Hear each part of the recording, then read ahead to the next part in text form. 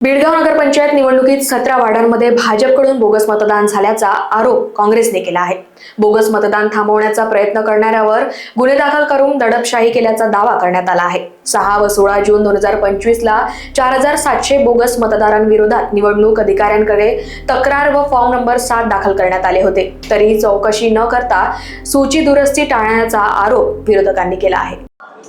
नगरपंचायत निवडणूक 2025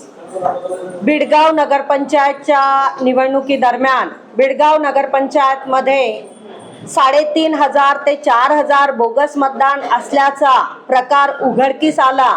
आणि वारंवार ते बोगस मतदान याद्यातून वगळून घेण्यात यावे म्हणून आम्ही लेखी तक्रारी केल्या, परंतु त्या तक्रारीला कचऱ्याची टोपली दाखवण्यात आली आणि बोगस मतदानाच्या माध्यमातून बेळगाव नगरपंचायत जिंकण्याचं षडयंत्र भाजप पक्षाने भाजपाच्या सत्तेतील मोठमोठ्या नेत्यांनी केलं आणि त्याला उलथून पाडायसाठी म्हणून आम्ही त्याचा बारीक अभ्यास करून त्याप्रमाणे आमच्या याद्यांवर बोगस मतदान हे हायलाइट केलं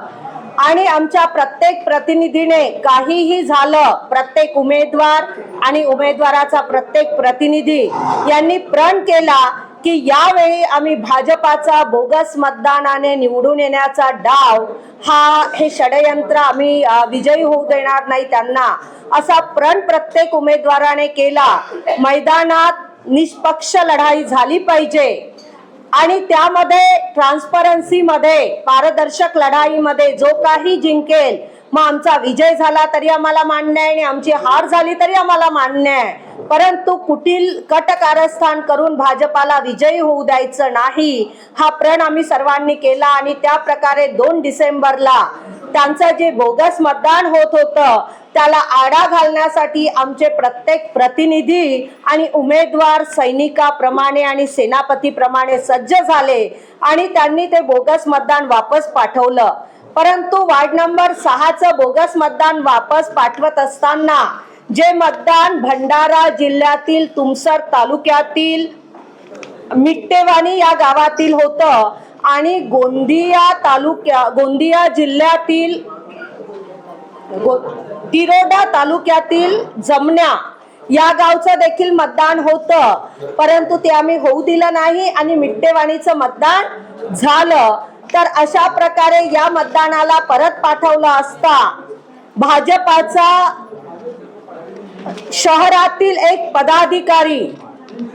आणि तो पदाधिकारी आहे की गुंडे ही शंका आम्हाला आहे, कारण अशा प्रकारे ग्रामीणचं मतदान सुरू असताना भाजपाच्या शहरातील एका पदाधिकाऱ्यांनी मतदान केंद्रात शिरून बाहेरचं बोगस मतदान दमदाटी करून या भागातील नेत्यांच्या अभयाखाली ते मतदान करून घेतलं आणि त्यामुळे त्यांच्या विरोधात आम्ही आवाज उचलला आणि त्यानंतरचं बोगस मतदान होऊ नये म्हणून आक्रमकरित्या त्यावेळी मतदान केंद्रावर आम्ही आवाज उचलला। लोकवाहिनी मीडियासाठी अविनाश तोतडीची रिपोर्ट, नागपूर।